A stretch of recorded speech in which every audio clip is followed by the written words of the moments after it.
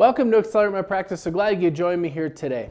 Today I want to talk about how you can stand out and what the implications are of standing out, and for your business, for you personally, for your team, for everybody from a team performance perspective. I think there's a metaphor here that'll play really well in many areas. So I want to first go over to the whiteboard and draw some of this to illustrate it for you so you can see what it is I'm referring to, because I think it'll help to drive this point home. And here's the challenge that I find in life and business. You know, if I were to ask you if you were good at what you do, you'd likely tell me, yeah, I do a good job. And back in the day, if you did a good job, what kind of an income did you make? You made a good income. And the challenge lies in the fact that I don't have an eraser, that I realize now. Anyway, the challenge lies that now if you do a good job, you don't necessarily make a good income. Now if you do a good job, you make an average income, or maybe even worse. And so this no longer exists. And it's kind of a challenge for all of us in life and business, and it doesn't matter who you are. If you're an assistant, a hygienist, a doctor, it doesn't matter. So then the question becomes, hey, if I want to make better than an average income, what do I need to do? Well, I need to do a great job. And if I make a great job, what kind of an income do I make? Just a good one. So there's not a linear relationship here. Now, if I want to make a great income, what do I need to do? I got to do like an awesome job. And then I end up making, a great income. So again, you can see there's a step-down process. And anyone who's been around for a while, we've realized this. This is a result of inflation, by the way, if you're starting to wonder. And so the question becomes, hey, how do I just get this one-to-one ratio out of all this?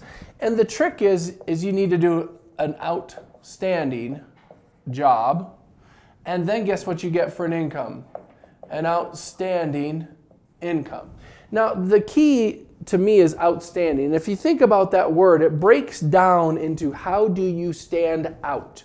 How do you stand out from the crowd? So let's assume, just for the sake of illustration, you're an assistant in the office maybe, and you want to make a better living. How can you stand out so you can get raises or incentive or whatever the case is? And so the trick becomes, what can you do to really stand out from the rest? How can you drive more value than anybody else in the office or as the doctor? How can you drive more value to your patients than any other dentist in the area?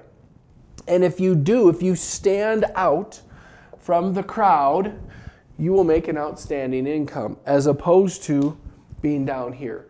Because the days are just absolutely gone of where you do a good job and you make a good income. It's not that way anymore. Sadly, inflation has eaten our lunch in many ways. Cost of living has increased, and our wages have not increased at the same rate. And it's a challenge. And I'm not saying any of this to beat the doctors up that they're not paying you enough, because that's not necessarily the case, because I know lots of doctors are struggling as well. But the trick becomes, how can we move up? And then as you're doing it, how hard is it to move up this much? It's a decent amount of work. How hard is it to move up that much? Again, a decent amount of work. But once you're performing at this level here, if you want to jump up to here, you'd be amazed how that's not a lot of work. And I'm sure that could be surprising to you, like, hey, Darren, I don't get it. It was a lot of work to go to these others. Why not this one? Because this one has to do with doing it differently. In this case, you go from good to great. Sometimes you just got to work harder. You got to be smarter. And how do you be smarter? I don't know how to be smarter. I have the intelligence I have. This is all I've gotten. And sadly, I got the short end of the stick. So, what do I do? But if I want to go from awesome to stand out, there's a way we can do that. And what they teach you if you're ever in a riptide is don't swim against it, swim perpendicular to it. They teach you to swim 90 degrees off of the direction that you're going. Because what happens is you have a sandbar that's holding water underneath, like you do here with this channel, and so the water's flowing out, especially at low tide, when it's recessing, it's flowing out very, very fast. And as a result of it flowing out very, very fast, you don't have a choice. But it's a small channel of sand that's causing the riptide, and if you swim laterally to it, parallel to the beach, which is a little counterintuitive, what you do is you swim right out of it, and into calm water. The same is true with this metaphor. The trick to standing out, or to be outstanding, is to not just follow the masses and the herds, to not just do it the same way, because that clearly doesn't work. If it did, everybody'd be doing it. And the challenge is everybody's doing it.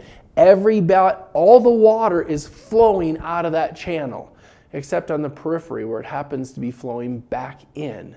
So it's interesting to see how all that plays a role and what it does to the ability of the person who's in this circumstance. And so as you're a business owner, an employee in an office, whatever the case is, look at how everybody else is going and see if there's a way that you can swim perpendicular to it and stand out and add more value than anyone else. How can you step out, do something different, have some fun with it? And if you do, you'll see some great results. Probably some new patient flow, maybe some greater satisfaction in the office. I think everybody's going to win. So that being said, I'm going to let you guys go for now.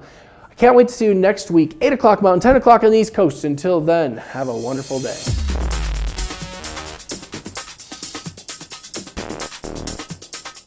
What if you could have the practice of your dreams?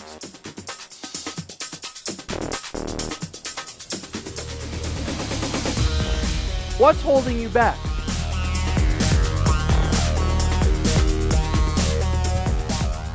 Imagine a life where you have everything you ever wanted.